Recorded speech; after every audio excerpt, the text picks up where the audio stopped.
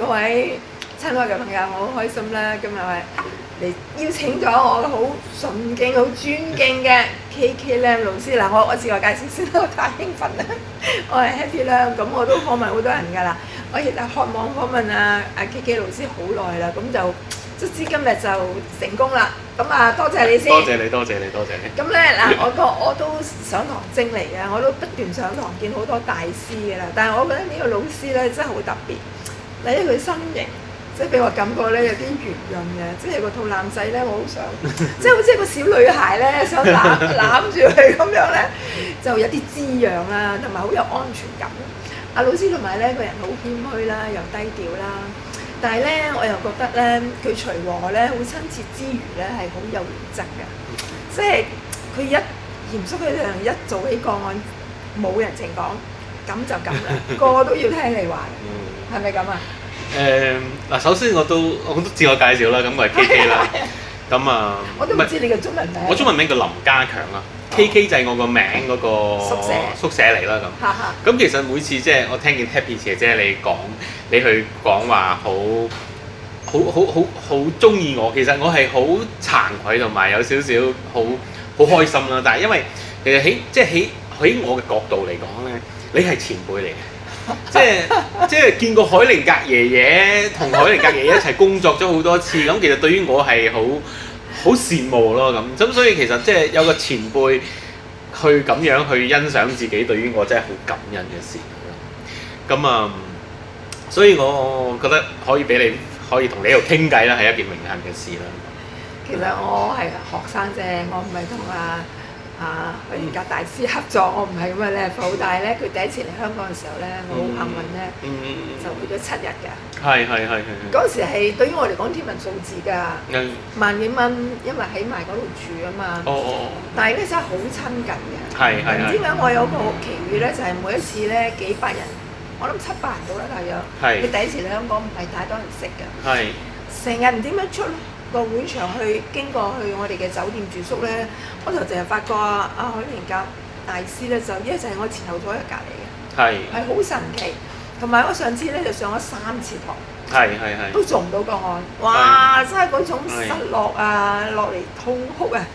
原來嗰陣時咧佢能量真係好高，絕對。我未 ready 可能，但我顯然識我真係成舉手，我又好彩佢點咗我上去，但係真係做唔到，因為佢俾個咪。你用一句説話講你嘅問題，我就 O 嘴啦。因為我個問題點可能用一句説話咧？因為嗰陣時我未識點樣講，我其實想講咧就話我啲祖先做咗啲嘢對啲後代嘅影響，我哋作為後代點樣清洗咧？咁就講阿爸阿媽阿爺啊，佢就即刻俾我 stop 落去。咁有一次咧，佢太太咧真係好憐憫我㗎，就好想同我做 case， 但係大師都拒絕，所以我覺得佢真係好有原則性。同埋佢做嗰個案咧係冇自己嘅情緒，冇自己嘅睇法，完全清空咗自己。好中性，好中立，完全一句説話都唔多。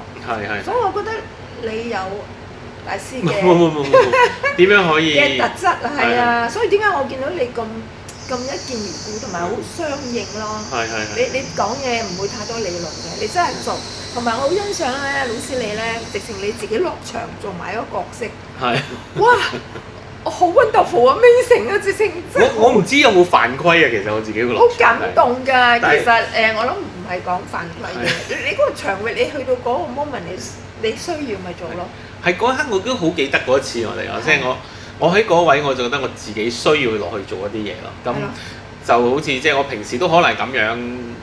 個原則就係即係當有需要，即係你叫我去洗碗，我咪洗碗咯；你叫我去抹地，我咪抹地咯咁樣。咁但係我都好榮幸可以落場。其實我係好中意做呢個工作嘅。我睇到你好 enjoy。好 enjoy， 即係喺呢個工作上面都做咗10年多啲啦咁。咁但係每一次即係最好玩嘅就係你會真係見到人性嗰個真善美啦，即係人對家族入邊對自己身邊嘅人嗰個愛而去背負咗好多嘢，跟住又想去穿越出嚟咁。當然當中牽涉住好多課題，或者係有啲嘢係咪需要我哋自己去孭起咧？但係往往就係俾嗰種人性所感動，所以我見到你我都好感動。其實即係生命大家都有課題啊，但係咁多年你一直多係咪？都唔係嘅，都唔係，個個都多，但係你一直都好努力咁樣去做呢件事。係啊，我真係學到老到老。絕對係榜樣，係好嘅榜樣係。我真係受咗好多痛，同埋我對家排係特別有一啲情感嘅。係。因為我睇到海靈格大師啦，跟住佢有位好出色嘅弟子啦，嗰陣時喺尖沙咀啦，哇，好震撼嘅。係。即係上次第一次海靈格大師嚟嘅時候咧，成個場下午都係死屍嚟嘅。係。哇！好即係我係諗唔到嘅，因為嗰陣時我都係初接觸家排，但係就係好有個感覺，同埋覺得好短時間可以幫到人。係。所以我就唔係沉迷嘅，但係有咧我就好珍惜咯。往往真係家排講嘅就係真係最真實嘅生命嘅模樣啊！嗰個鏡頭咯，其實我哋生命入邊真係往往就係關於生同埋死啊！生嘅人咁，我哋喺度生活努力咁，但係離開咗嘅人係咪真係離開呢？但係其實佢一直都喺我哋心入邊仲有一個好重要嘅位置，而往往我哋好多嘢未疏通，就係被好多過去曾經發生嘅嘢所去感染住、影響住。咁但係即係好 enjoy 嘅過程就係好似一路喺愛入邊去拆解一啲事情，好似做個案去尋找一啲課題同埋一啲卡點。其實我成日都覺得説穿咗，我哋就係喺個個案入邊去尋找愛嘅證據。其實係嘅，其實即係冇愛都唔會有我哋啦。係。我哋嘅祖先就俾咗愛我哋，俾咗生命我哋啦。係。但係好多時有種種嘅原因啦，卡住咗啦，咁就好多怨恨啦。係，冇錯。又責怪自己啦，咁所以愛唔流動咧，所以我哋嘅生命就有好多嘅困難出現啦。係，絕對係咁樣。所以我好記得你嗰次喺度揼揼轉咧，其實我有啲驚嘅，但係咧，哇！你真係好犀利啊！有啲動作咧，我哋顯意識平時係做唔到嘅。係一定要喺嗰陣時嗰個場合嗰個 moment 嗰種嘅環境之後有一啲動作你先出現嘅，同埋我自己點解會咁中意做呢一樣嘢，就係話我去做人哋嘅代表，或者我試過未做代表，我喺個位就未俾人揀啊，我係直接係透唔到氣嘅，就因為我喺當時咁多人之中咧，我係最多嗰種能量嘅人，就係我唔揀我出嚟，我都已經有嗰種嘅行為模式，咁感受好神秘啦嚇！好神秘嗱，我覺得其實因為講排列咧，係將我哋一啲被隱藏住嘅，可能係喺一啲遺傳嘅模式啦，甚至乎我哋潛意識入邊隱藏嘅嘢，將佢顯現咗喺個場地入邊啦。咁有時啲朋友都會問點解有啲朋友佢喺一個排列嘅個案入邊，佢更能夠去俾自己喺當下出嚟咧？其實我哋每一個人每一刻都係排列嚟㗎嘛，只不過係我哋即使冇喺呢個世界上面顯現我哋好愛、好關心或者好着緊嗰一面啦，但係其實我哋喺暗地裏喺我哋心底入邊一直都喺度做緊呢個反應出嚟。只不過喺嗰個排列場地入邊嘅時候，喺嗰一刻我哋願意俾嗰個場域去使用嘅時候，我哋只係將我哋每個人心入邊嗰個隱藏住嗰部分將佢顯露出嚟咯。其實都係關於住選擇，願唔願意將佢顯露出來。咁喺愛上面，喺生活入邊，其實每一刻都充滿愛嘅，即係不管你係父母之間、兒女之間、親密關係之間所種種嘅卡點，又或者矛盾，其實只係我哋將愛隱藏咗啫嘛。咁喺排列入邊，其實我哋將一啲好似頭先你所講好辛苦嘅能量，將一啲好壓抑嘅部分顯露出嚟。其實顯露出嚟之後，去到根深蒂固入邊，所有都係愛嘅存在。即係話其實係好科學化啦，係好科學化㗎，好系統化啦，係啊，唔係人哋嗰啲一般誤解咩上身啦，跟住現場啲人又好驚啦，又以為黐到啲能量咧，其實唔需要驚。所有都係自己心入邊最潛意識嗰陣將佢顯化出嚟。同埋咧，其實我覺得冇偶然嘅，你嗰個 moment 嗰刻你坐喺度，你俾人揀或者唔俾人揀，你度幹住或者唔幹住，都係一定有原因嘅。係啊，同埋所有都係基於吸引力法則啫嘛。所有都係能夠被科學解釋嘅，即係喺我哋入邊心底入邊顯一啲藏住乜嘢能量，我哋就會吸引喺呢個世界度。咁然後去到嗰當下，可能你會顯化被選擇成為一啲好負面嘅能量，其實都係因為相緊扣住吸引而出嚟，令到我哋有呢個發生，讓我哋自己能夠睇到自己嘅模式。因為你見唔到嘅時候，我哋根本察覺唔到你想改都改唔到。但係當你願意見到嘅時候，佢擺咗出嚟啦。原生生咁樣喺你面前活地咁樣睇到，咁你做一個新嘅選擇。即係話我哋由無意識去到潛意識，再翻顯意識。係冇錯冇錯。咁即係話，譬如我好努力啊，學到幾十年幾十樣，有啲嘢即係卡住咗卡住咗，但係經過呢個咁嘅排列咧，就佢可以顯露出嚟。即係由個冰山上翻嚟個海面啦。係冇錯。所以同埋係好短時間嘅。係啊。同埋咧，集合咁多人一齊嘅集體力量啦，嗰種嘅效果咧係 N 倍發大嘅。係，因為就生活咗嘅集體入邊。咁即係話，如果我哋生活上好多嘅恐懼、好多嘅擔憂，又唔知點解嘅。咁但係去翻我哋嘅家族或者祖先或者一啲嘢揾到嘅原因，其實原來都係愛，都係我哋自己嘅選擇嘅時候，咁我就放低個恐懼啦，放低個憂慮啦。咁啊跟住就被滋養、被療愈之後，成個人嘅生命就已經改唔同啦。你嘅視覺、你嘅睇嘢嘅方法，你嘅心打開咗。完全個感受同你之前又唔同嘅時候，即係同翻自己嘅家族嘅祖先有連結，同佢上天有連結。咁成個生命都唔同啦。冇錯，而最重點，我覺得係關於一個喺呢一個排列入邊咧，其實我哋透過從呢個新嘅角度同埋自己去感受嘅時候，俾我哋嘅智慧去攀升，然後從一個更加高嘅維度去睇到我哋自己做緊乜嘢嘛。因為我好中意一句説話就係咧，其實我哋而家呢個年代成日都講覺醒，生命嘅覺醒、靈性嘅覺醒。咁乜嘢係覺醒咧？咁喺未覺醒之前，我哋就喺一個迷宮入邊一路行去摸索我哋嘅生命，去探索我哋嘅生命道路。但係覺醒之後，原來我哋會知道自己喺迷宮入邊嘅喎，一直仲喺度周圍轉嚟轉去。覺醒就係我哋從此企咗喺迷宮嘅上方，見住我哋自己喺迷宮入邊行去啦。咁我哋就會更加清晰，我哋會更加宏觀咁樣睇到所有嘢都係一場經歷旅程，然後俾我哋更快可以睇到我哋嘅出路咯。即係話，如果當我哋喺迷宮嘅時候，就好難揾出路啦，迷失啦，同埋一啲負面嘅情緒啦。但係我哋跳喺高維度睇翻，原來嗰個出路喺度啫，你轉咗就又快到啦。冇錯，好簡單。就係咁樣啫嘛。真係太好啦！我今日又上咗堂。冇，多謝你，千祈唔好咁講。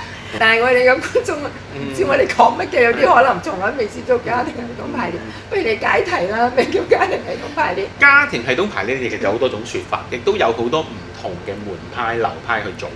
咁就以海靈格爺爺整合為一個好大嘅權威咧，就係講我哋好多事情喺我哋嘅原生家庭入邊發生過。或者喺我哋原生家庭入面發生過啲事情，然後呢啲事情造成咗一啲創傷，呢啲創傷喺當時冇得到和解、冇得到舒緩嘅時候，佢就會成為一個喺集體意識入邊一個能量，甚至一個卡點。咁然後因為我哋係從祖先而嚟㗎嘛，我哋就會遺傳咗佢好多優點啦，亦都帶咗嗰啲課題落嚟。我哋會延伸呢件事，會模仿住佢哋，因為其實不論我哋所講到嘅卡點或者矛盾係遺傳於祖先，其實我哋嘅優點、我哋嘅長處、我哋對呢個世界所有嘅觀點，好多時都係從祖先而嚟㗎嘛。咁我哋就係會透過一班人喺一個場地入邊啦，然後我哋可能會去選擇一啲朋友去代表住我嘅父親、母親、家庭入邊唔同嘅人物啦，然後將俾佢哋一邊自由流動，跟住咧我哋俾一個允許出嚟，喺我哋內心一啲潛意識隱藏住嘅，就會基於量子物理學去造成一個對應，然後我哋就會起一個大家一個移動啦，會行一啲步伐啦、啲動作或者一啲反應嘅時候，睇到喺個原生家庭入邊佢嘅另一個模式嘅狀態。咁然後再延伸嘅就係點解？打個比喻，點解有啲父母佢會同自己嘅仔女比較疏離啊？點解有啲爸爸佢可能會比較有一個父嘅權威，唔能夠同孩子貼近啊？可能係唔同嘅課題。咁我哋會同當中種種嘅拆解，甚至乎我哋更加需要嘅係去拆解埋上一代點樣延伸落嚟咯。咁然後透過一啲我哋嘅特定嘅一啲和解嘅句子啊，一啲釋放啊，一啲轉化，就會令到我哋喺家庭入邊嘅能量更加和諧咯，然後去脫離我哋一啲原本困住嘅模式。咁呢個係其中一部分啦。咁然後後來汪恩老師啦，好出名嘅靈性排列嘅大師啦，咁亦都係我嘅老師啦。咁佢然後同海靈格爺爺亦都係延伸去研究出種叫靈性排列。而靈性排列同家族排列有啲分別嘅。靈性排列係佢唔會有特定嘅代表。佢係完全係我哋去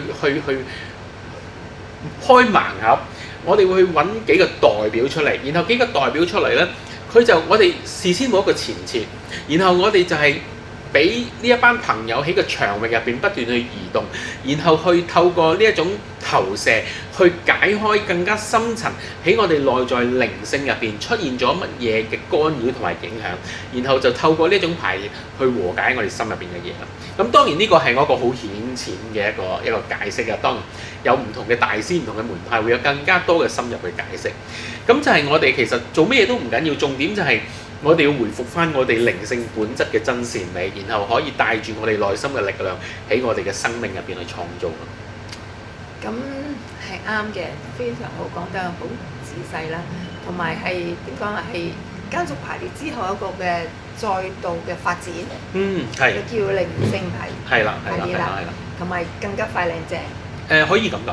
係啦，即係唔使搞咁多，咁多代表啦，咁多嘅人物出現。係啊，因為 Happy 姐姐更加高嘅維度。好似你係即係老前輩，亦都好資深，亦都好有功力嘅一個前輩啦。咁其實好多時候，我哋點解會有我哋原生家庭嘅課題咧？點解我哋會選擇咗你原生家庭？我哋點解會有側邊相對應唔同嘅狀況出現？係因為我哋嘅內心有一啲需要去學習嘅課題，所以我哋就會吸引我哋唔同嘅人喺生命出現，然後引發唔同嘅課題。所以所有事情歸根究底就係取決於我哋內在嘅靈性層面啦。咁然後我哋就去拆解呢一部分咯。入邊改咗啦，呢個世界都係靠用我哋嘅意識去顯化呢個實相。既然內心都改咗，所有嘢一念轉，所有嘢都會變。所以咧嗱，好好嘅例子就係，譬如我好怨恨我父母或者咩，哎呀對我唔好嘅點樣啦，好多投訴啊，搞到我生命梗係唔會好順利啦。好啦，做完呢個排列之後咧，哇原來父母生佢即係好多嘅困難，好多嘅辛苦，好多嘅無奈，佢冇我都唔識為我哋喺嗰個時候，佢已經做到最好。原來再上一代又係咁嘅時候，我哋突然間會覺得好諒解啦。冇錯。即係設身處地，如果我係我爸爸媽媽，可能做得更差。咁就感受到佢嘅艱難同埋嗰種愛，嗰種嘅聯繫。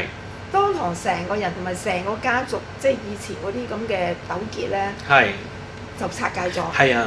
有一句説話我好中意啊，就係我哋其實內心好容易會對父母有批判，因為佢係我哋最大嘅投射啊嘛。爸爸媽媽投射緊我哋入邊嘅陽性同埋陰性能量啦。咁其實往往如果我哋喺呢個年代，其實呢個係一個非常之幸福嘅年代嚟嘅。環境又 OK 啦，資源又 OK 啦。咁其實喺呢一個地方上面，我哋生活喺呢一度，我哋會對我哋嘅自己嘅，因為有咁嘅條件，我哋對我哋嘅成績自然就有要求，而無形中我哋都會投射咗我哋嘅父母都應該有呢個能力。咁但係我哋冇諗到，其實如果我生活喺我父母成長嘅年代，60、70年代，喺一個更艱難嘅歲月，一個更困難嘅歲月嘅時候，我係佢，我會唔會可以做得到佢當時候嘅堅毅呢？分分鐘唔會嘅喎，係咪？所以我哋喺呢個位置就係純粹就係去尊重同埋感恩、欣賞佢哋能夠經歷咁艱難嘅日子。其實係啊，調轉翻轉頭，我哋做我哋嘅父母係做唔到嘅。做唔到㗎，未必會做，同埋絕對做得唔會好過佢添。因為嗰個時代有嗰個時代嘅艱難，其實佢已經係做到，同埋嗰陣時冇咁多資源啊嘛。所以點解唔好用我哋自己嘅期望，用我哋嗰把尺去度咧？絕對係。其實係好唔公平。好唔公平㗎。同埋一樣嘢好漂亮嘅就係其實我哋好多時候喺一個位置啊，我哋好多朋友。當去到喺排列入邊，見到父母嘅不容易啦，見到原來佢當時可能同佢嘅父母所產生嘅對應嘅資源各方面，其實比呢一個時候差10倍㗎。我哋都仲要怪佢，我哋就會對自己有一個好大嘅批判。好容易出現啊！但係其實我哋又忘記咗件事喎。其實我哋每一個人內心同父母一樣，都係一個好有愛、好孝順嘅孩子。我哋係好想化身成佢去拯救佢，我哋好想去幫到佢或者愛到佢、守護到佢。但係其實往往忘記咗，其實我哋一早已經有呢個心㗎。但係問題就係我哋唔能夠代表佢，我哋都唔能夠守護佢，何況佢日子已經經過咗咯。咁但係好多時亦都有另一句説話我好中意好靚嘅就係、我哋每個人咧，我哋內心其實都孝順，中國人所講嘅孝順啦，好希望去支持父母啦，好希望滿足父母觀點啦。我爸爸媽媽希望我過得好喎，佢又希望我出人頭地喎，又希望我能夠結婚生仔、置業各方面。但係其實呢個係基於我哋人性入邊美麗嗰個本質啦。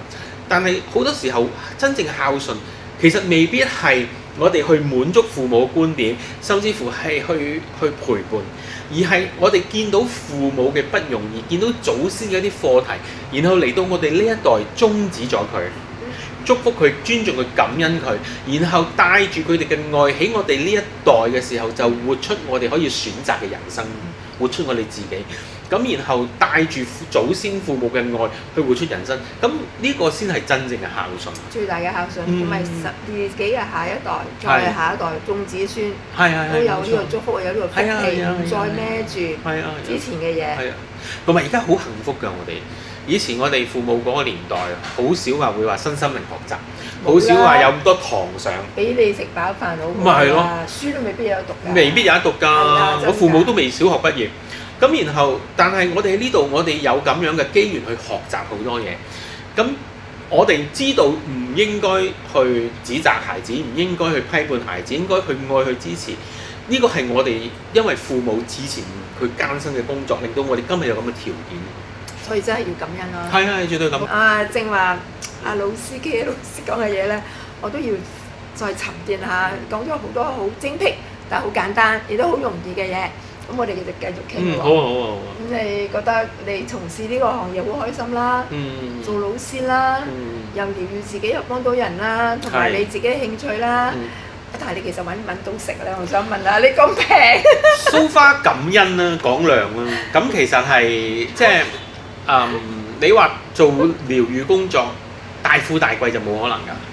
對於我嚟講啦，當然不能夠拉其他人落水。對於我嚟講，豐盛係 OK 嘅，即係 so far我啲小孩子佢活得開心，佢能夠有佢嘅生活上面嘅滿足。咁但係其實整件事亦都建基於，因為有心靈學習，願意帶喺呢個世界入邊實修。其實物質對於我哋嚟講，亦都唔係最重要。咁所以其實我生活都好簡單。我真係好平喎，平到咁相信。因為加埋真係可以收好貴。係，咁我明白嘅咁。但我好開心咯，你即係將佢公益化、大眾化，即係每個人都有機會學。係。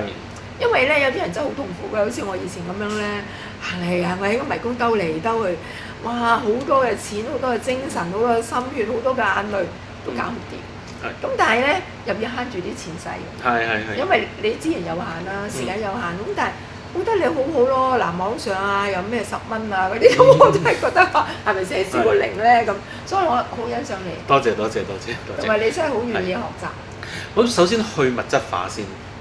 去物質化，即係生命豐盛嘛。豐盛係你想要嗰樣嘢，你可以做得到，你得到嗰樣可以做得到。咁好緊要樣嘢就係、每樣嘢都有個度數咯。即係我嘅生活唔係需要去到好奢侈，生活開心，食到自己想食嘅嘢，能夠有足夠嘅嘢，咁就 OK 啦。咁但係因為其實如果太過物質化，或者你要求太多回報，或者甚至乎唔好淨係講金錢啦，你要求學生嗰個數字高嘅話，已經其實係起咗一種貪婪嘅心啊嘛。咁已經係同自己本身喺呢件事嘅工作同埋個人嘅原則上面違背咗。咁所以每樣嘢，我覺得係有一條邊界線咯。要平衡點樣平衡咧？即係我覺得我哋生活到好開心就夠㗎啦。其他嘢你賺錢其實好容易，賺錢其實唔係一件難嘅事嚟嘅。成日都講金錢係關於你夠唔夠膽要啫嘛，你肯唔肯要啫嘛。你肯要，其實你好多方法。再老實講，如果真係為錢嘅，唔好做呢行。係啊，唔好做呢行。何況而且呢一行規矩又多，規則又多，亦都吸引好多挑戰同埋好多不容易嘅嘢。但係如果你係為咗呢樣嘢，就根本唔會考慮呢行。最緊要嘅，好似頭先 Happy 姐你所講，好緊要係你點樣去透過服務其他人，令到自己得以成長，內心嘅滿足啦。初心好緊要啦。初心好緊要，因為我自己講翻少少歷史啦咁。咁我喺好細個，我喺香港出世嘅。咁我移民咗外國啦，咁喺外國嗰度生活、長大、結婚生仔，咁然後早13年前到我爸爸癌症末期，咁外國話年紀大啦，咁生死有命啦，咁樣你俾好日子過好啦，唔好刻意去救啦，唔好採取積極性治療啦，保守勝算啦咁。咁但係中國人就會有一種執着嘅，我有一種執着啦。咁我就會我哋就會商量，咁咪同爸爸翻嚟香港睇下有冇其他希望啦咁樣。咁啊回咗流啦。咁回流之後咧，我哋就開始去揾唔同嘅醫生醫啦。咁一直喺度戰鬥咗10個月。咁最後爸爸離開咗啦。咁其實都比原先嘅3個月都拖咗10個月，咁都好開心。咁因為我哋嘅當時心態就係唔知有幾耐時間，反正就一家人喺埋一齊啦。咁我就帶住爸爸媽媽翻嚟啦，然後我太太同埋一對仔女後期都翻埋嚟。咁爸爸離開咗啦，咁我哋覺得都堅持咗，戰鬥咗10個月好攰，咁咪留低。咁我哋都好中意呢個地方，咁留低之後，咁喺度生活啦，揾嘢做啦。咁但係因為爸爸離開咗，令到我陷入咗一個好深嘅自責同埋好深嘅抑鬱入邊。咁成日都唔開心，成日都好糾結、好痛苦之中。咁開始影響到我同屋企人嘅關係，甚至乎影響到我同我小朋友關係。我冇乜嘢做過任何傷害佢嘅嘢，但係我入邊嘅抑鬱同埋我嘅所講嘅氣場能量就令到佢哋好辛苦。突然間因為我察覺到我乜嘢都唔做，我個女已經好驚我。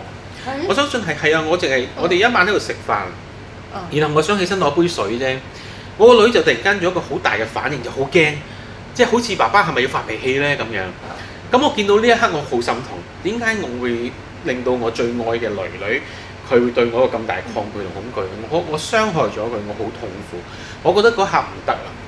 咁我都好感恩我太太一直都有去提醒我，其實你注意下你嘅情緒啦，你注意下你自己啦。咁嗰刻之前我覺得佢嘥氣啦，我好好啊，我好堅強啊，我好正面啊咁樣。咁嗰刻我見到女咁嘅反應，我就開始真係覺得唔 OK 啦，我就開始去留意自己，跟住去參加課程啦，去上一啲心靈嘅課堂啊，咁慢慢。之前唔係嘅，係嗰一刻先。係啊。咁我之前其實我喺好細個，我大概喺13、14歲、15歲到啦，我就跟住一個隱士修行嘅。跟住一個隱士修行，我恩師，我成日都提佢嘅。佢係影響得我好犀利一個人。我15歲跟住佢嘅修行啦，喺入世修啦，佢會教我好多道理啦，佢會同我講好多人生嘅哲理啊，點樣做人啊，點樣豁達啊，點樣將你嘅心放大啊，點樣去服務人啊咁。咁但係當時我好驚嘅，我覺得我好朋友，但係佢教我好多嘢我都學，但係佢成日都想我去好似佢咁樣去為呢個世界服務，幫人醫病各方面。但係我好驚，我唔制啊！我話因為我哋傳統思想就覺得做呢啲嘢啦，你改變呢個世界啲嘢，你要背翻你有啲嘢噶嘛。孭翻啲嘢，咁我好驚，我唔好搞。我跟你學嘢，我同你學好多嘢，你話俾我聽好多哲理，我哋一齊，我哋好朋友，我哋家庭任何聚會都有佢，我哋一齊即係佢會同我一齊住嘅添㗎，即係有個好朋友。咁跟住，但係有一日即係 OK 補充就係佢會幫人醫病。其實我太太同埋我屋企人都係受佢嘅恩惠啦，即係佢都會幫我哋醫病㗎嘛。咁當時我結咗婚啦，咁我太太好多年都冇小朋友，跟住後來都係我嘅恩師嗰度，我太太調理身體，令到佢可以懷孕啦咁樣，即係整翻好個身體咁樣。咁突然間有一日咧，佢就離開咗呢個世界。有一日佢同佢，因為佢係入世修嘅，佢會有工作啦咁樣。佢係嚟自南京，咁佢嚟自佢中國人嚟㗎，但係唔係宗教人士。唔係宗教人士。佢當時同我講，佢點解佢會識好多即係靈性上面嘅嘢咧？佢係一個南京人嚟嘅，佢自細就係普通人嚟嘅啫。咁一日去行山，喺山入邊咧就見到一個老人家，咁同個老人家傾偈，好投緣。咁個老人家。同佢講啦，不如我教你一啲嘢啦，點樣去鍛鍊身體，點樣去修行啦咁樣。咁佢又好喎，咁跟住佢每一次放假咧，佢都會入去山嗰度揾翻呢個老人家，喺嗰度相遇，跟住佢學咗好多年一啲靈性嘅工作啦咁樣。咁啊，跟住後來佢又係輾轉反側，跟住佢太太就移民咗去外國，咁我哋喺外國相遇嘅，係啦。咁啊點不知有一日咧，咁佢就同我講佢話佢話我想翻去國內行個圈探一探我媽媽，咁我話好啊咁樣。咁啊訂機票啦，咁佢工都辭埋，咁好奇怪。OK，咁你辭工咁或者好多人都係想去旅行之前辭工翻嚟再揾，咁冇所謂啦咁。咁啊跟住佢去翻呢個大陸嘅時候，咁我揸車送去機場，咁啊然後放低咗佢啦，咁跟住佢臨上機之前，佢打咗個電話俾我，佢話好多謝你10幾年咁樣去照顧我咁樣。咁我就好奇怪，你知朋友越 close 唔會講多謝噶嘛，咁樣。即係有啲嘢好似係啦，好似醖釀緊咁，我又不以為意，哇！你唔好咁老土啦，多咩謝啊？我多謝你都多謝唔切啦咁樣。咁跟住佢上機咁先翻到去國內，一個星期之後，朝頭早5點鐘，我哋收到個電話，就係佢屋企人打我嚟話佢走咗。佢點樣？其實知喎，佢自己。應該係知㗎，佢即係處理晒好多嘢，係啦，跟住佢就行咗去咯。係啊係啊。同你講埋個。係啊係啊。咁啊，當時都係我生命中其中好黑暗嘅日子，因為我人生最好嘅朋友有亦師亦友咁樣。咁啊，跟住我就好崩潰啦，喺度好唔開心。成個星期個人係面如死灰嘅，塊面黑色嘅，我都覺得我捱唔住，每日都係行屍就咁翻工。咁啊，直至有一日喺翻工，我喺公司度做緊嘢啦。咁突然間我聽到把聲，咁當然唔係真係有人講，係你嘅意識入邊收到把聲。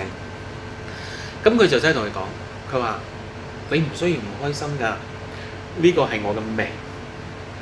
我離開咗，但係我哋都有一會再重遇，你要好好去生活。我今日嚟傳呢個信息俾你，我已經用咗我最大嘅力氣，所以我唔想你咁樣，我想你好好生活落去。咁我聽完呢句説話之後，我成個人就醒咗，跟住我塊面由黑色變翻咗紅色，咁跟住我就振作翻起啦。咁從此之後，因為之後我連續好長嘅時間，一個禮拜有幾次夜晚我瞓覺啦，佢會入我嘅夢。咁啊，佢會帶我去好多地方去玩啦，帶我繼續喺夢入邊同我修行啦。但係我好多嘢都唔再記，我唔記得㗎。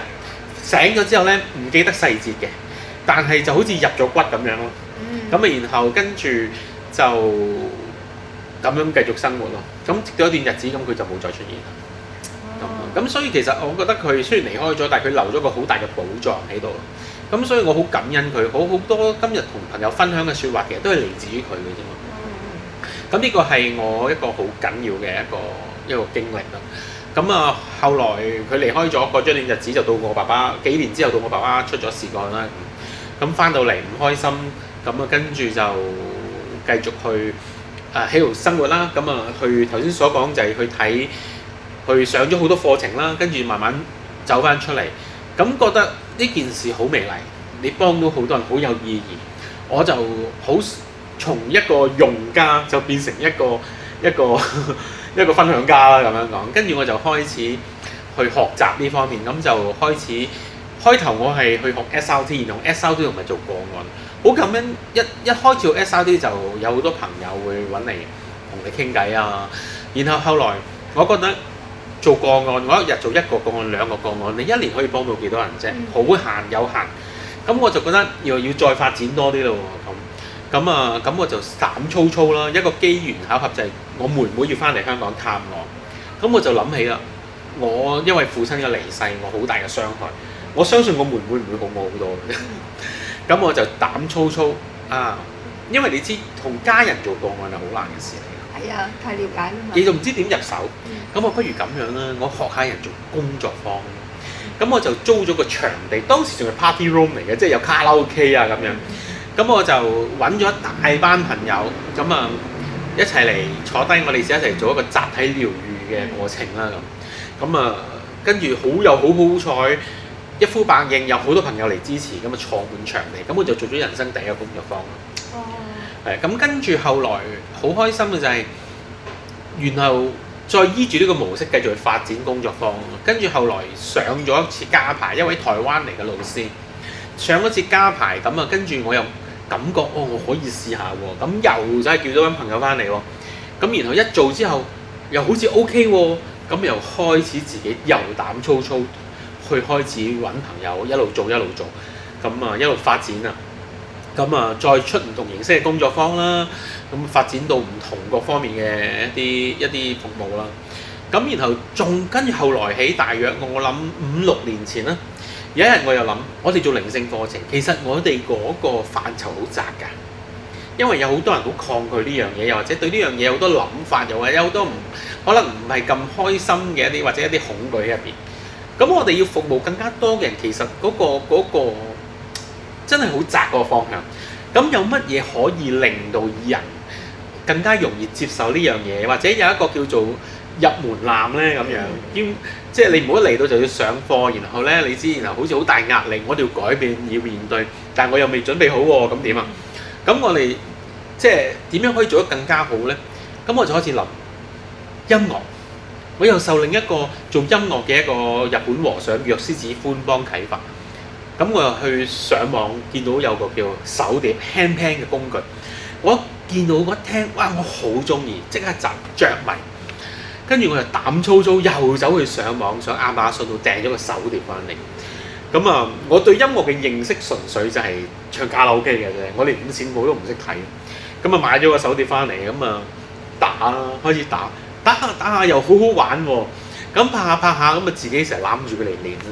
跟住又諗下，不如試下開個手碟工作坊配合冥想啦。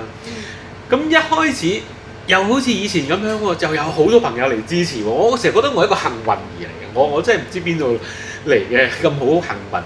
跟住就慢慢就發展到而家嘅一個手碟冥想。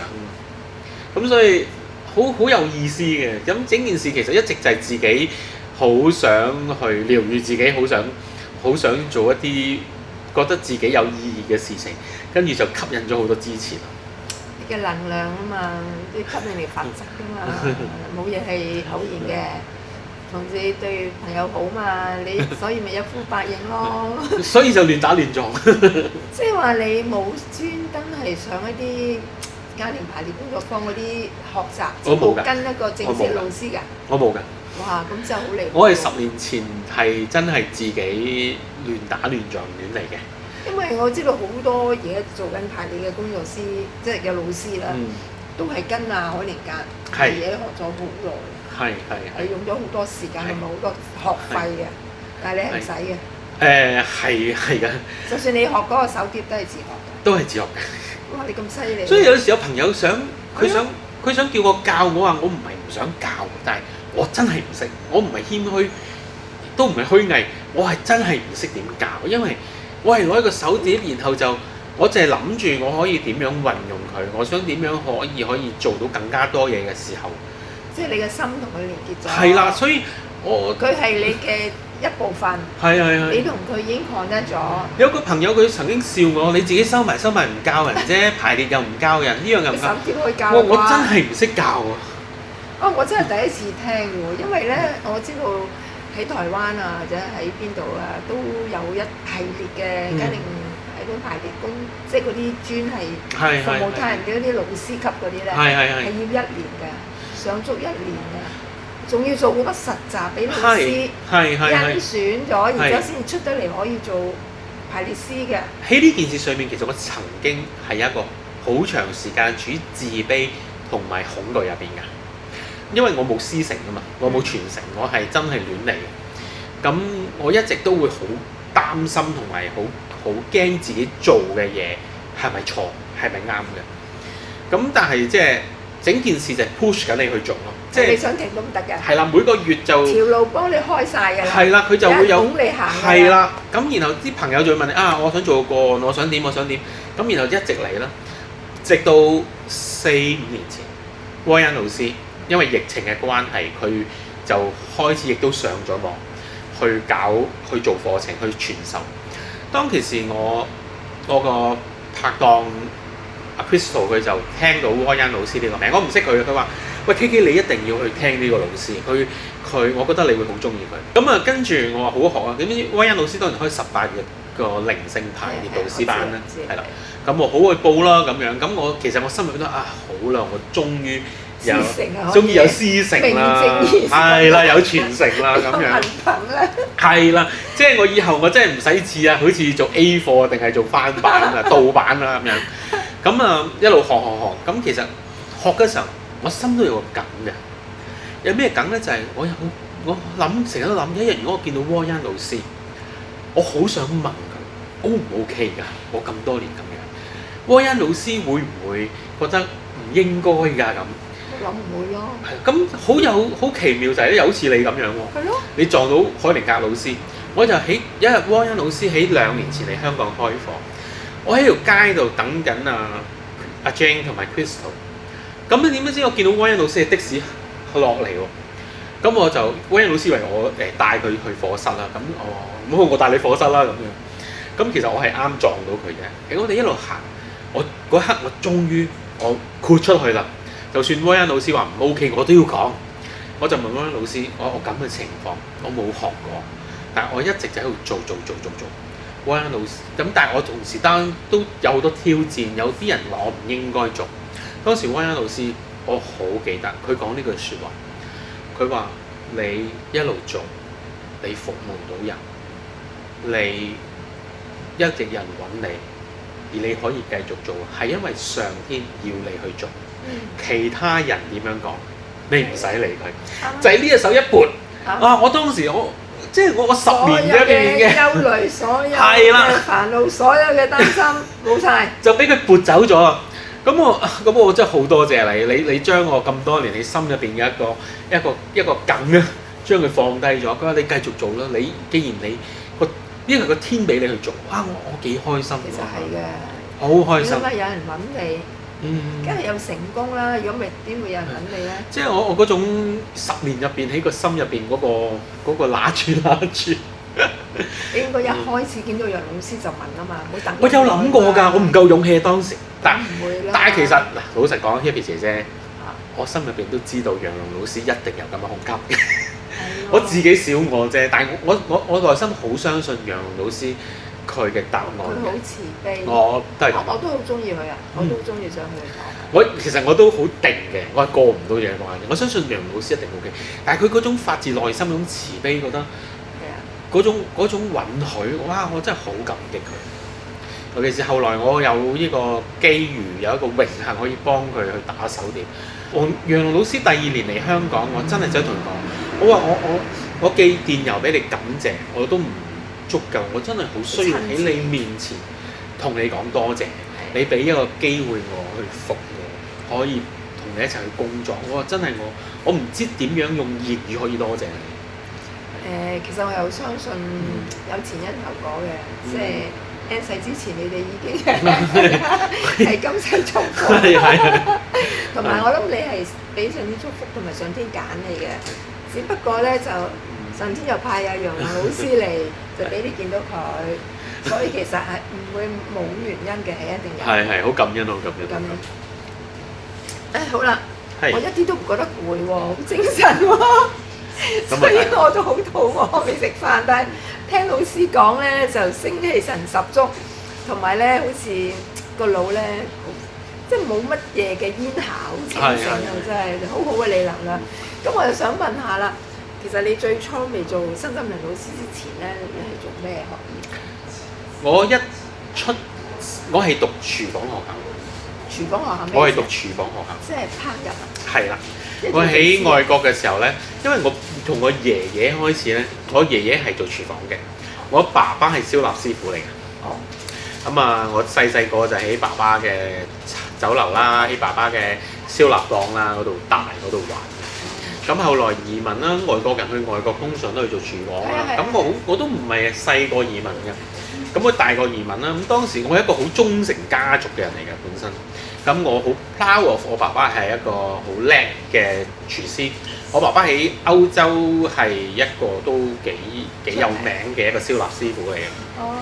咁我好 proud of 佢啦。咁我就好早已經決定咗我要做廚房嘅。咁我有5個廚師牌嘅，係嚇，係咁厲害㗎，真嘅。邊5個？西餅、點心、燒臘、西餐啦，係聚會啦，聚會都要另外攞牌。聚會另外一排㗎，聚會排唔同嘅，即係咧你做廚師有好多，如果真係講廚師係好精細㗎嘛，你會有煮西餐餐廳嗰啲啦，法國餐嗰啲啦，跟住其實都會有另一種嘢㗎嘛，都會煮嘅飯又唔同啦。咁健康嘅廚房，即係酒店入邊嘅嗰啲廚房煮嘅嘢食又唔同普通餐廳㗎嘛。咁我有酒牌啦，我亦都有開餐廳嘅資格啦。咁我有做樓面嘅牌啦，因為外國其實做樓面都要牌㗎嘛。我有酒店管理嘅牌啦。好難考㗎喎，時間咯，都係時間考咯。咁我有即係各方面呢個牌。咁我好細個已經決定咗，我以後條路係要做廚師嘅。我父親都好想我開餐廳嘅。後來係啦。咁我一讀完書出嚟，我就走咗去酒店度做廚房。咁我後來因為我爸爸係開餐廳㗎嘛，咁我就會都做廚房啦。咁但係其實嗰陣時我20零歲，好唔甘心嘅。開始唔甘心，覺得我點解要即係我呢個世界好大，我唔甘心淨係困喺廚房。跟住我轉行啦，因為有機緣巧合，我爸爸身體唔係咁好，我需要喺我公餘嘅時候可以幫到我爸爸做個餐廳，咁我就轉行啦。咁我係以前係做其實係賣產品啊，賣服務嘅。我喺歐洲嗰邊係做一啲服務嗰啲外交人員啊、領事館啊、北約啊、歐盟嗰啲人。都做得好好喎！如果咁講，聽你講感恩嘅，都好成功嘅喎，都 OK 嘅，又揾到錢嘅喎，都 OK 嘅，就係因為你爸爸病，係啦，咁就停晒所有嘢咯，咁樣。其實都好大犧牲嘅喎，當時成個家族。你問我又 set up 咗一個事業，習慣咗嗰度生活，跟住就全家人翻嚟，由頭嚟過喎。但係其實都係因禍得福嘅。即係因為點解其實我咁多年，我心入邊都好想翻嚟，我好想翻香港，我係其實好中意香港，我係特別中意呢個地方。我喺外國好多年，雖然有自己事業啦、家庭啦，但係其實我依然係好掛住呢度。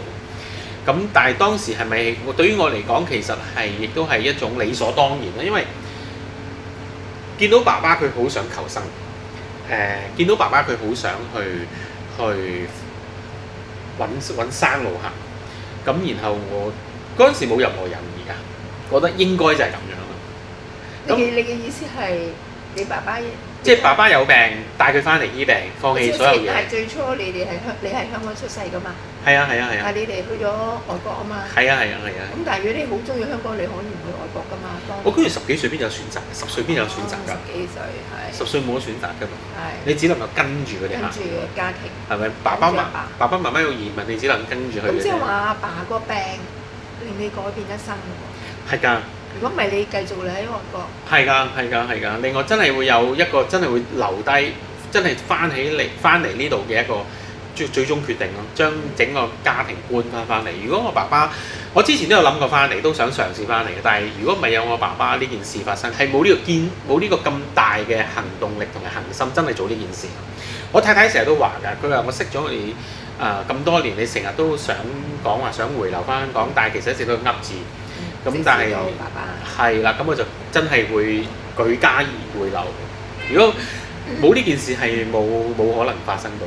咁然後又好特別嘅喎。後來爸爸翻咗嚟，我哋爸爸離去。有一晚我發夢我見到我爸爸。我爸爸同我講，佢話我只能夠送到你嚟呢一度。即係當時爸爸已經離開咗啦。我爸爸話我只能夠送到你嚟呢一度，因為我好愛你，我離開唔係因為我唔愛你，係我離開你更加能夠真正做翻你自己，更加獨立。係啦。你好啦，好羨慕你成日發夢喎，我成日發唔到夢嘅。如果想發夢好容易嘅啫。我都成日想啲祖先啊，或者我大師啊，我嘅恩師啊，諸如此類咧，報夢俾人聽，叫我喂你點行啊？你唔好亂咁撞啊，撞喺個迷宮喎！我唔知幾想人哋拉我上嚟睇。你瞓覺之前同自己落指令啊？係咩？你同自己講，我準備好，我要有更深嘅前進，更深嘅靈性探索。你同自己落呢個指令，跟住你就會開始慢慢時間嚟到一啲瞓。自己講。係啊，因為長係啦，我想收到一啲天係啦，我想有更深刻嘅探索。跟住你就會慢慢開始有動力。嗰啲係咪叫清明夢？一來清明夢啦，同埋夢境其實係喺我哋嘅大腦停止工作嘅時候，你瞓覺啊嘛，咁你嘅意識就會休息咯。咁然後令你內在更加能夠顯化出嚟，然後透過夢境嘅時候咧，去開始去令你有更深刻嘅靈性移動咯。其實最好玩係咩咧？好多時候發夢係會有排列添。發夢有排列。喺發夢應該話喺發夢入邊排列。係，你舉例啊！有時我哋啲朋友啦，或者我自己都會有一個經驗，就係分享翻出嚟，就係發夢嘅時候，發夢緊自己出現咗，見到好多人同埋事，又好似似曾相識，又好似唔關自己事，但係又好親切喎。其實呢啲好多時候喺夢境入邊，好似進行緊排列一樣，喺度做緊轉化咯。哇！好溫特步喎。所以你可以同自己落指令，慳水慳力，梗係㗎，係㗎。好好玩嘅，非常好玩。我都想，會唔會係你特別靈性人先有咁嘅體驗啊？嗱，以我所知啦，呢個係我無昧嘅認知啦。其實每個人都有嘅，重點係你會唔會落呢個指令，或者有冇無意之中落呢個指令啊？每個人都得嘅。要落指令。靈性唔係一小撮人嘅獨特嘅一個。係，但係唔識點樣開門㗎嘛？你有條鎖匙。係啊，攞 order 咯，攞 order 咯。明啦。咁好啦。嗱，你又做廚師啊，呢啲咩酒店管理啊，跟住就自己嘅事業啊，賣產品賣服務啊，好成功啦。跟住翻香港咁就因為阿爸病啦，抑鬱啦，唔開心啦。跟住你嘅好朋友啦，師傅嘅恩師又走埋啦，咁令你有啲睇法、啲感受，咁就行咗去身心靈嗰條路啦。係。咁你冇後悔㗎？你想聽真話假話？咩話咧？有時真係會有悔。真係會。點解咧？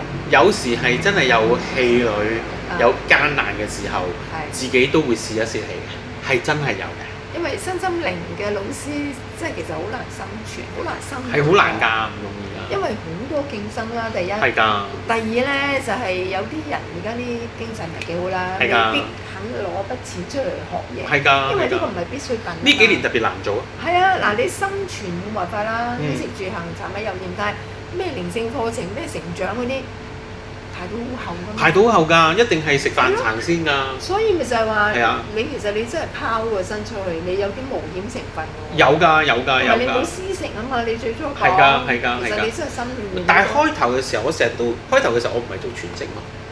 哦，你就。所以我成日都同啲朋友分享㗎。如果你真係有意向做呢一行嘅，你唔好一開始瞓身落去啊。係啊，你一定要試水溫。係啊，而你要做呢件事嘅時候，你當然要投入啊，但係你要搞掂咗你嘅日常生活先咯。係。你一定要有。你自己都搞唔掂點幫人？係啊，而因為當你願意去為生命服務，去做一個靈性工作嘅時候，上天會聽到你嘅心意，而上天係好愛你，亦都好愛每一個生命，佢唔會隨隨便便將一個生命交俾你。佢會俾好多挑戰、好多試煉、好多培養俾你，呢啲就會令到你去成為一個更加有力量、更加有穩定嘅人。佢先會將一啲寶貴嘅生命課題交俾你。都啱。咁所以真係唔係咁浪漫嘅，其實做呢個工作。咁其實你自己覺唔覺得你其實有咁嘅天分，或者你係即係講前世咧？你以前係咪已經打咗個底咁嘅基礎，所以呢一世咁順咧？嗱，我覺得係有啲影響嘅。我覺得有啲影響嘅，因為我覺得係有啲朋友佢可能好努力，但係佢依然未能夠去到一個位。有啲朋友可能好似好幸運，佢好後生可以做到啲靈性工作，甚至乎做得好好。其實我哋都係呢啲可能係表面嚟嘅啫。我哋永遠都唔能夠估計得到一個好後生，或者一個做得好靈性工作，其實佢前世或者更多遠嘅前世，佢付出咗幾多努力。係。但係我絕對相信每一個人都有呢個能力同埋本事，只不過係大家嘅階段唔同啫嘛。即係可能我見到呢個朋友，佢30歲已經做心靈導師做到好成功，另一個可能去到50歲都未能夠真係做到個工作出嚟。但係其實可能30歲嗰個朋友，佢已經係32萬200世咁嘅咯喎，但係可能嗰個真係10零萬世咁樣嘅啫喎，所以我哋唔能夠淨係睇表象。其實都係嘅，我所以點解中意加排咧，就係話我哋睇嘅嘢唔好咁表面咯。一排出嚟嘅時候，哇！裡面千絲萬縷啊，家族啊，或者屋企入大時代咧，嗰個咩日本仔打仗嗰陣時咧，係，咁你又唔知你嘅祖先做啲咩啦，好難講噶嘛，因為嗰陣時唔係你殺我就我殺你噶啦，係冇錯。咁所以其實就係排列出嚟就係可以睇到更加多嘅前因後果。而且你仲要計埋條數喎，計埋條數就係今生一個人佢選擇咗個課題係乜嘢。有啲朋友佢唔能夠成功，唔係因為佢唔叻喎，佢今生有可能佢選擇咗係要嚟體驗失敗，然後為下一世打底喎。絕對係咪？有啲朋友佢今世能夠成功係因為佢今世嚟係要體驗成功。命。所以不能一概而論。所以冇怨。冇得怨。自己揀嘅嘢，你自己唔記得咗啫。係啦，我哋成日都話即係我哋以前咪有一句説話好中意講就係話。邊個揀父母㗎？哦，我揀咗我嘅父母係咪？但係其實呢句説話係第一步咯，有第二步就係我哋唔係揀咗父母咁簡單，我哋更加唔係揀咗我哋父母嘅課題，然後去複製佢嘅課題，我哋係揀咗呢個父母佢所帶俾我哋嘅課題。有啲朋友可能佢一出世父母就離棄佢，唔要佢。佢唔係揀咗呢個父母，佢係揀咗父母會做呢個動作，令到佢要學習。父母係配合佢。係啦，父母係嚟做呢一個角色嚟配合佢嘅場景。明白。生命中每樣都係㗎，丑角也好，主角也好，反派又好，佢都係嚟成就我哋嗰套戲。係。正面嘅、反面嘅都係想你。係啊，即係我成日都覺得，如果你願意去為你嘅選擇負責任，你願意唔好賴啦。咁你就容易好多，因為課題學咗過咗就可以有下一步咯。嗱，我有一個問題，即係都好多年，諗唔通，但我覺得又冇乜衝突，但係真係要請教你。嗱，佛教講因果㗎嘛，你冇得揀㗎，卡麻㗎嘛，你前世做咩今世要咯，用眼食㗎嘛，只不過你可以改中間個緣啫，始終 ending 冇啲掟喺嗰度。係啊，個個都係可以西天成佛啦。好合理啊！合理，嗰個有佛性啊嘛。好啦，另外一方面啦，命運藍圖，唔關卡埋事嘅。係你前世你自己 set 你嘅劇本，你揾邊啲人做你嘅配角，你先係主角。我落嚟想體驗失敗或者體驗呢個成功，與神有個協定㗎嘛，要簽約㗎嘛。不過我哋唔記得。係。咁我覺得兩個都好似好啱喎，因為我100年幾咁多體驗啦，但係佢兩個其實係唔同嘅系統㗎嘛，互相有衝突㗎嘛。係嗱，呢樣嘢就未必，呢個即係我愚昧嘅見解啫嚇，唔一定啱㗎，我係可以係完全錯晒㗎。點樣係咯？我覺得呢兩件事可以配合得到㗎。作世嘅因，今生嘅果。我哋今生所有發生，我哋嘅命運。就係因為我哋過去所有做過嘅事情嘅總結，得到嘅就係呢個果，呢個果就係我哋嘅命運啊嘛。好啦，我哋有啲朋友話其實首先第一件事，我哋好多時候我哋會話我哋今世係嚟還前世嘅因果，我哋係嚟贖罪，係嚟報恩啦，或者報恩啦，受罪啦，最多聽係受罪嘅。好啦，我哋首先喺呢件事上面，如果作一個視覺嘅調整，假設我前世做咗好多壞事，我今世嚟受咗好多苦，但係其實有冇一種可能係，其實我哋今世嚟係一個恩典，上天好慈悲，上一世做咗好多壞事，選擇性呢一世俾個機會嚟我哋去重新嚟過，俾個機會我哋去為過去嘅因果去作一個學習，難聽啲償還，好償啦。係啦，然後呢個靈魂藍圖入邊講到，呢一世我哋簽咗隻，我哋嚟嘅時候，上天就同你講啦，喂，呢位朋友，你上世做咗好多事情喎，你學得到未啊？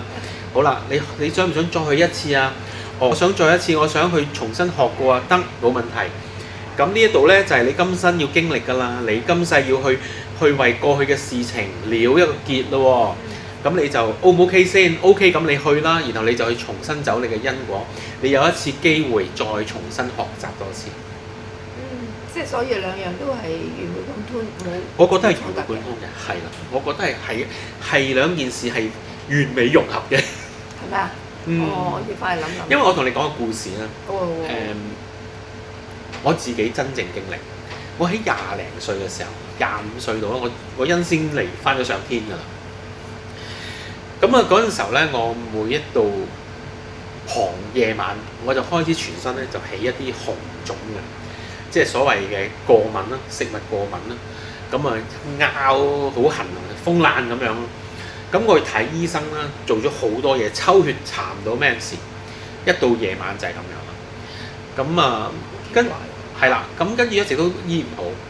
咁然後開始咧，我喺工作上面咧，同埋喺我家庭上面咧，我就有一個好受害嘅狀態，就係我唔知點解屋企成日鬧交。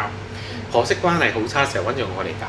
喺工作上面，我有好多唔關我事嘅嘢都堆埋嚟要我孭上身，咁我好唔開心，好辛苦。咁有一日公司問題特別多，因為我做個服務好多都比較叫做高 level 嘅，有啲人你唔重要人物啦。係啦，咁有啲嘢真係你要硬食嘅，有啲嘢就算同事做錯你都要硬食。咁啊，跟住我哋一路揸車啦，咁我收工翻屋企揸車去大公路上面，咁我就開始好唔開心。唉，我今日公司咁樣，唉，又開始痕啦，由夜晚開始痕，然後提早傍晚已經開始痕啦。咁啊，個人好唔舒服啦，呢條腫嗰度腫，跟住咧又諗下，唉，就翻屋企又屋企有好多矛盾啦，咁好唔開心。咁跟住我就一路喺度沉得好低，又揸車。突然間我感覺到我嘅車有個人入咗嚟。坐喺我側邊，咁我就嗰一刻個感覺就好似以前，因為以前都係咁樣，我成日同我恩師一路揸車喺度傾偈。我感覺我恩師坐咗隔離，佢就同我講：佢話我知你好唔開心，但係你有冇諗過，你而家好多嘢係你以前做嘅過。你如果你能夠知道你喺前世你做過咗幾多嘅事情，傷害咗幾多人，你而家嘅苦根本不值一提。佢一講嘅時候，我有好多畫面，好多感覺飆咗出嚟。我當時就覺得係喎，其實如果我曾經做咗好多壞事，我呢啲咁樣已經好濕碎啊，便宜咗我啦。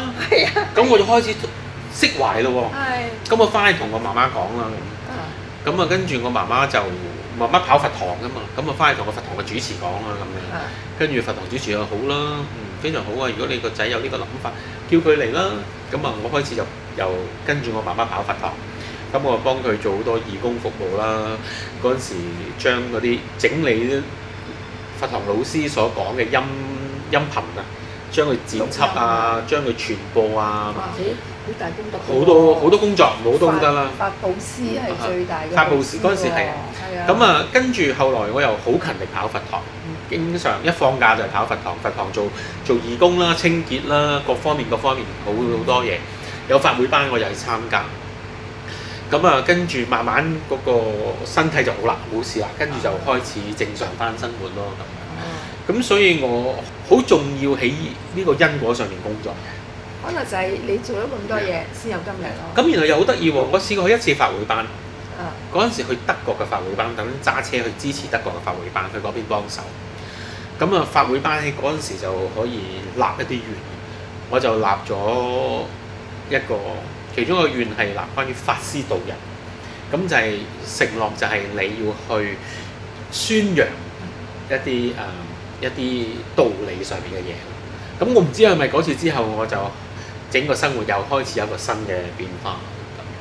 咁所以我係好相信因果呢樣嘢。我都信嘅。而我相信因果係因為可以令到自己釋懷也好啦，或者俾個理由自己去好去工作啦咁樣。有個目標啦。係啦。咁然後有動力啦。明白呢件事，自己就唔好再喺一個好受害嘅位置咯。嗰一刻好重要，你當堂就感覺到呢個世界其實，喂，咁你已經好便宜你咯，其實你仲想點咧？係啦，咁所以我當時我係咁樣，所以後來我有時都會見啲朋友，如果你真係好運滯嘅話，你去做好事啊，哪怕你對呢個世界咁，對一個微笑都係件好事啦，去做多啲好事情咁樣。你嘅能力範圍所在，你做嘅嘢。係啊。你唔一定要捐錢去學校咁偉大。係啊。用句説話安慰人啊。係啊，其實有時我覺得捐錢其實唔係好，我自己個人少少嘅愚昧見解。我反而覺得捐錢唔係最重要，身體力行係最重要，發心係最重要。我都覺得。生命影響生命。係啦，然後話俾錢去搞掂嗰啲，其實我唔係覺得應該咁講，係好過冇。好過冇，咁係絕對好過冇。比較係初階啲嘅，係啦，唔可以話佢冇作用，一定有作一用。樣有作用，一定有但係作用。問題就係係啦，唔係咁。係啦，係啦，亦都唔好話我冇錢冇時間，呢個唔係一個理由。唔係藉口。係啦，係啦。你用個心對人微笑，講一啲説話，多謝、祝福啊係啊、慈悲啊，呢啲係一個係神啦，啊，係啊，或者拍人膊頭。係啦，係啦，係啦就已經好，冇錯，絕對係，絕對係。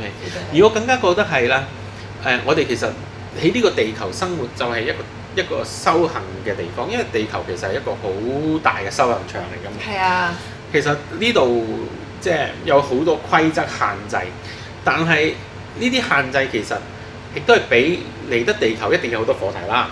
但係我哋好多人會因為孭住好多課題起身而變得冇力。相反，其實我哋可以轉個心念，就係唔好去懲罰自己嚟還債。積極用呢一個，我好中意一個比喻就係社會服務令。我明啊。去創造，去行功立德。我有個師傅都係話，如果你一用還債，用個債就已經好負面。係啊。同埋你成日覺得自己做錯嘢。係啦，係啦。好內疚，好似其實真係好負面嘅。係啊，係啊，冇錯。所以佢話你唔好用還債，就話哎呀我前世做得唔夠好，今次真係好啦，我有機會去報恩。係冇錯冇錯。俾機會我做翻好啲。係。你成個人嘅能量，你做出嚟已經好唔同㗎啦。絕對係，絕對係。個場域同個頻率已經唔同啦。係。咁人哋對方亦都唔會覺得話咩欠嚟欠去咁。即係嗱，如果我係還俾你，我諗你嘅心都唔會好舒服㗎。係。但係如果我唔係喎，我送俾你，或者我係好高興咁樣我報答你，係咪好唔同啊？因為我哋好感恩係受住恩典，上天慈悲，俾機會我哋嚟呢一度再次學習，我哋就去為上天服務。其實係啊，作為人已經好㗎啦，係人先至可以超升㗎嘛。係啊，冇錯。你做其他啲動物係比較難㗎嘛。所以我哋已經好感恩、好榮幸㗎啦，已經。其實都係啊。其實帶住呢個心態咯。係啊，所以我師傅老師都好感恩啦。我都諗下，我之前受咁多苦咧，其實都有價值嘅。係。如果我好幸福咧，我未必會去上咁多堂啦，又未必遇到咁多大師啦，唔會諗住解決問題啦，我只會喺度嘥緊我福報啫。同埋一樣嘢喎，我唔會再入錢㗎啦，係咁使錢嘅啫，係咪？同埋一樣嘢，Happy 姐姐好緊要喎。好多時候我哋人會受苦或者會有一啲挑戰，其實呢啲挑戰未必係債嚟嘅。呢啲係自己揀嘅，而且係因為我哋選擇咗呢樣嘢，係因為有一樣更大嘅學習。係，即係如果我冇試過一樣挑戰或者一個唔開心嘅過去，我明白唔到其他人嘅喎。我都好明。係咪有啲可能會覺得點解你咁辛苦啊？有咩咁慘啫？你好幸福嚟同你講，你唔知㗎，你冇身同感受。大家冇共鳴。同埋咧，我又覺得一樣嘢嘅，即係有時我做阿 Q 都好啦，如果唔係我都唔會坐喺度啦，一早已經。我意思就係話，上天揀得你，佢覺得你真係可以克服、可以超越嘅，先俾個課題你㗎嘛。同埋我覺得我自己都好勇敢，我個靈魂好勇敢。絕對。即係我揀得呢樣嘢。同埋佢哋話上天唔會俾一啲課題你跨越唔到㗎嘛。係。咁已經係好大嘅信心啦，好大嘅祝福啦。同埋咧，我都聽好多我讀書都講，其實佢話喺上面落嚟咧係好多靈魂排隊嘅。係爭住落嚟嘅，因為係地球先可以體驗啊。其他天界、其他維度已經福嘅啫嘛。你邊有咁多嘢咧？七情六慾係咪？喺地球係即係講地球係即係呢個星球依然食物要俾錢啊嘛。好多星球已經唔使俾錢㗎嘛。同埋上面嗰啲你一係就享福啦，總之係冇咩需要學習啦。係地球先咁多嘅嘢，七情六慾。帶住好大嘅一個願力走嚟呢一度，同埋真係人生難得嘅，難得。所以真係唔好立亂。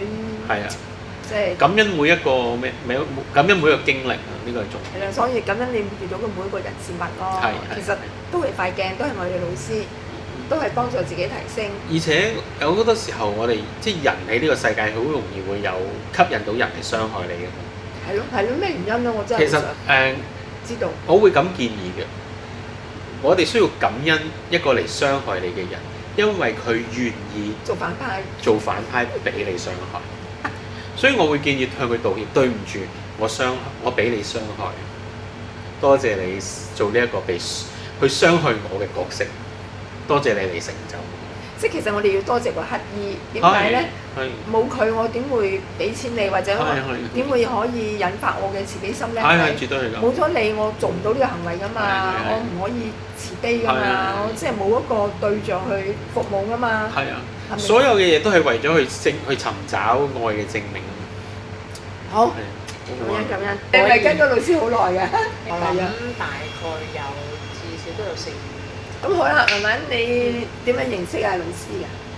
其實嗰陣時識佢嘅時候，其實大家嗰個即係溝通其實都好少嘅啫。係啦，係跟住之後離開咗，知道KK 老師係做靈性之後咧，咁我就有揾過佢嘅，尤其是關於喺我嘅事業嗰方面啦。咁我都想知我嘅前途係點樣，咁係做 SRT。哦，即係嗰啲 SRT 嗰個係私人1對1嗰啲啊？係啦，1對1嗰啲。哦，係啊，頭先老師有講佢最初去做 SRT 嘅。係啊。哦，跟住就上靈性嘅課程啦。係啦。咁有咩得着咧？其實得着真係好多。其實最主要得着係我屋企人嘅關係啦。我同我媽咪個關係好咗啦。因為以前我係即係對媽咪係有好多怨恨啊嗰啲嘅。但係即係聽阿 KK 老師講咗，即係好多唔同嘅，即係關於啲靈性係我自己係喺我認知之外嘅事咯。即係原來唔係我自己想象中咁樣咯。咁其次嘅就係我自己本人啦。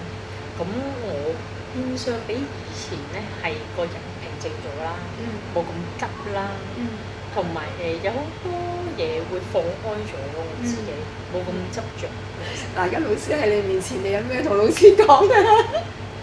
首先好多謝 KK 老師啦，即係幫咗我咁多，同埋尤其是就係我認識咗你咁耐啦。你個人係真係好好，即係可以教識我哋好多嘢，同埋令到我哋即係知道咗好多係我哋意料之外嘅，尤其是靈性嘅事。你覺得啲同學仔又點啊？同你一齊？大部分都好好，好多都好好，佢哋即係我可以透過佢哋即係身上，我係即係會見到自己，即係有一啲唔同嘅課題，同埋有一啲我自己盲點我睇唔到嘅嘢咯。即係喺佢身上係真係可以學到好多嘢，同埋即使佢哋嘅優點啊嗰啲，我都可以學到好多，可以即係點樣去即係將靈性去發揚光大啊，咁同埋即係點樣去修煉自己啊。其實係㗎，我覺得就算唔做案主咧，做嗰啲旁觀者，其實都好大得着嘅。係，其實我哋人類每一個人都好啦，其實都有相同嘅人性啦，係弱點啦、強項啦、優點缺點啦，其實課題都係差唔多㗎啦。係，都係啲咩生老病死啊，都係嗰啲金錢啊、啲關係啊、健康嘅來啦嗰啲，所以其實係好抵嘅。就算唔做案主，我哋喺一齊同嗰個場域做都感受到嘅。同埋增加咗個同理心嘅，你覺唔覺？譬如我見到人哋喊餐死嘅，即係你跟住我自己就會喺度，你知唔知自己喊埋啊？係啊，係咪好神奇嘅？即係其實唔神奇嘅，因為我哋每個人都係海裡面嗰啲海水啫嘛。即係你一個浪，我一個浪，即係其實我哋都係一齊嘅。所以其實一齊聽下老師上堂又好啦，做個案又好啦，即係好感受到老師嗰種大愛咯。係，同埋即使其實坐喺佢旁邊咧，都會係個人好 peaceful， 係好舒服。所以我好相信磁場呢樣嘢。係啊，坐喺你旁邊都好舒服。我唔會請你食飯㗎。唔使，我請你食飯先得。好，多謝你，多謝你。我哋而家又同另外一位同學仔傾偈啦，又係 KK 老師嘅學生。點稱呼你啊？我叫 Kit。咁你跟老師學咗幾多年啊？跟老師學咗我由17年開始就係17年，即係幾多年啊？8年啦，今年第8年。哇！係啊，前輩喎。我跟老師好少時間啫喎。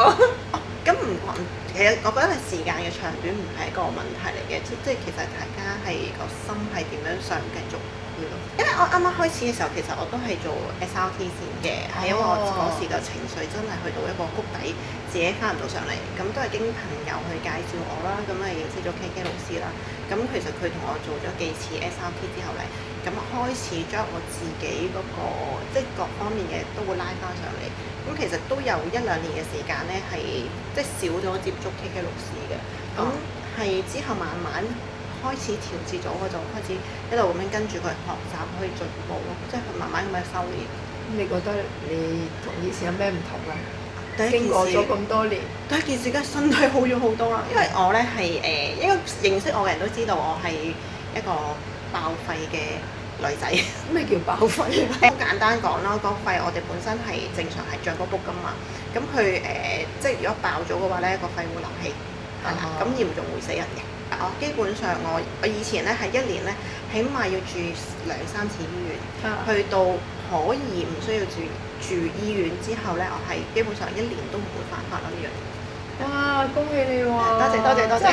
我真係覺得好神奇啊！係啊，我都覺得好神不可奇思議喎！係啊，即係嗱，健康好咗就因為你開心咗嘛，情緒好嘛，但係你連個肺點樣話爆咗都可以。係啊，因為呢樣嘢其實都關情緒事㗎。係啊，絕對係。咁如果情緒穩定啊嗰一方面都好咗嘅時候，基本上佢就唔會有即係又對我有影響咯。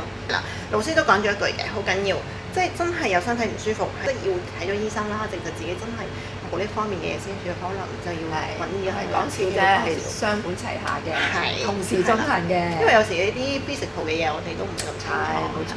咁但係呢一方面係我係真係好大嘅得着。其實都啱嘅，身心靈三者係缺一不可，唔可以分割嘅。一個提升，另外嗰兩個都提升嘅。係冇錯。而家都係可以嘅話，我就會幫手做一啲義工啦，係啦，咁樣係啦，即係都要去繼續去修練嘅。咁但係你咁大嘅得益，咁大嘅收穫，有冇發心諗住又服務他人，成為老師啊？有啊，所以就會跟住 KK 老師去服務咯。即係由最低層我可以做到嘅，慢慢睇下我可唔可以再做多少少。你想唔想做老師個位？哇！呢個咁大嘅宏願，我暫時都仲唔敢發住。其實都唔係㗎，發願係一個方向啫嘛，係帶領你行㗎嘛。即係我自己對自己係呢方面未有即係足夠嘅信心。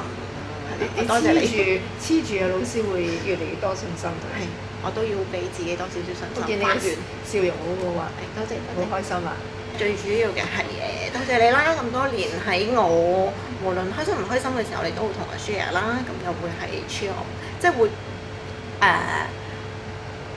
都唔知點講。我知你好感動嘅而家。因為會剪我，因為講到呢個我哋而家好多重新嚟過。多謝老師啦，咁多年無論係我開心唔開心好，情緒有幾咁高漲又好，低落都好啦，佢都係繼續去支持我，去幫我嘅，係啦，多謝你，我繼續努力一齊去修練，係啦，學習。